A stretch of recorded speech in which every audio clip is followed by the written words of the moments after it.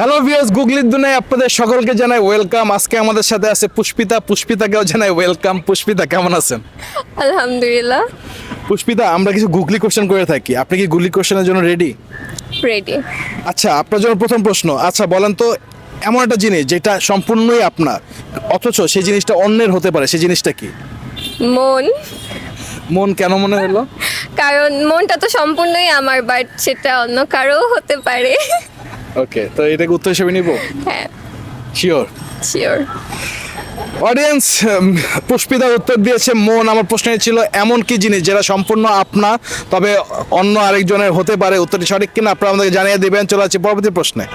মিম, আপনার জন্য পরবর্তী প্রশ্ন। আচ্ছা বলেন তো, মেয়েদের ড্রেসের মধ্যে কোন জিনিস থাকে না যেটা ছেলেদের প্যান্টের মধ্যে থাকে? পকেট। শিওর? কেন মনে হলো? এখন তো অনেক মেয়েদের ড্রেসের মধ্যে পকেট থাকে। খুবই কম, থাকেই না বলতে গেলে। আর exceptional is not example, right? এই কারণে পকেটকে উত্তর হিসেবে নিব। জি। অডিয়েন্স, পুষ্পিতা উত্তর দিয়েছে পকেট। আমার প্রশ্ন ছিল মেয়েদের ড্রেসের মধ্যে কোন জিনিস থাকে না যেটা ছেলেদের প্যান্টের মধ্যে থাকে। উত্তরটি সঠিক কিনা আপনারা আমাদেরকে জানিয়ে দিবেন। চলে আসি পরবর্তী প্রশ্নে। আচ্ছা পুষ্পিতা, আপনি বলেন তো বাংলাদেশের জাতীয় সবজির নাম কি?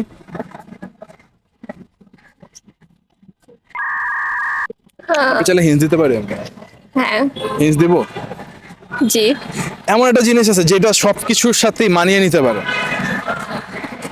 আলু। আলু? হ্যাঁ। এটা কি বাংলাদেশ জাতীয় সবজি?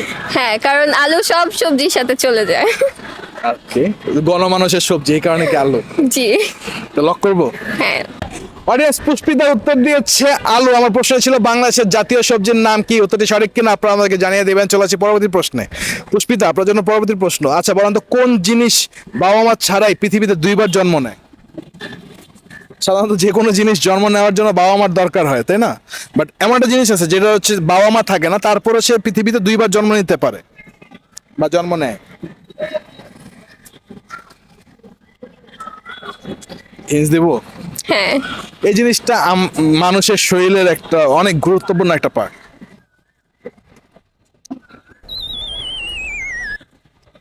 চুল। না, চুল হবে না, কারণ চুল তো একবারই জন্ম নেয়, আর আপনি চুল কাটার পরে তো যতবার কাটবেন ততবারই সে বড় হবে, কারণ এটা তো জন্ম দুইবার হবে না। বাট ওই জিনিসটা দুইবারই জন্ম নেয়। দাঁত। দাঁত কেন?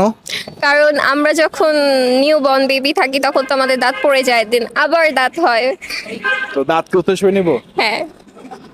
অডিয়েন্স, পুষ্পিতা উত্তর দিয়েছে দাঁত। আমার প্রশ্ন ছিল কোন জিনিস বাবা মা ছাড়াই পৃথিবীতে দুইবার জন্ম নিতে পারে। উত্তরটি সঠিক কিনা আপনারা আমাদেরকে জানিয়ে দিবেন। পুষ্পিতা, আপনাকে অনেক অনেক ধন্যবাদ আমাদের অনুষ্ঠানে অংশগ্রহণ করার জন্য। Thank you. অডিয়েন্স, আপনাদেরকে অনেক অনেক ধন্যবাদ আমাদের প্রোগ্রামটি শেষ পর্যন্ত দেখার জন্য। আপনাদের সাথে দেখা হবে পরবর্তী এপিসোডে।